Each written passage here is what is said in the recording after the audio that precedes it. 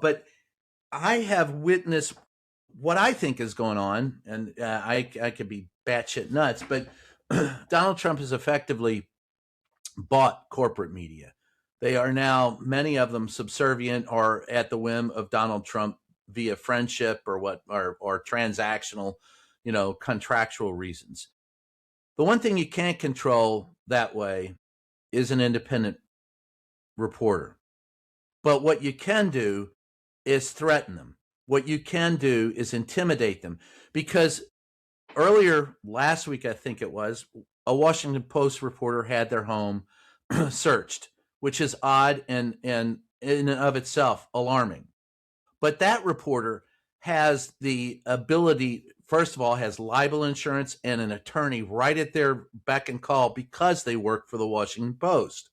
If you're an independent reporter, you probably don't have libel insurance. You certainly don't have, and while many attorneys, including the esteemed Mark Zaid, will work pro bono on a lot of cases, it is still a legal hassle, and of course, limits your ability to make money if you're having to get, if you're subservient to being online and all that stuff. You're in a court of law. That's time off where you can't pay the rent.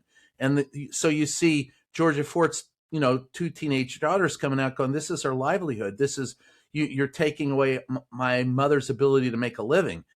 That's the message, I think, to me, is I can't buy you out, but I can intimidate you because of slap lawsuits, right? And because of slap movements, strategic lawsuits, or criminal investigations against public participation. This is an intimidation technique. Yes, Nolan? Oh, I would absolutely say these are intimidation techniques, and that was always one of my defenses of corporate media. You need the money to be able to pay for lawsuits. You need that infrastructure. A lot of these independent journalists do not have that, and so like you said, strong organizations, albeit the federal government or big corporations, can just simply bankrupt these people for using their First Amendment right. Yeah, Mark. So I think there's a few things that need to be said about the Lemon thing, and facts definitely very much matter. And I don't, and I'll say outright, I don't fully understand exactly what happened with respect to the church.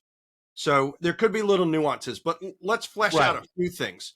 For one thing, and I want to emphasize what Nolan said about that White House meme. It was when life brings you a lemon in celebration of Lemon's arrest. Childish. The first thing I want to say is, can we get a frickin' adult in the goddamn White House? I mean, this is so embarrassing that type of action is done.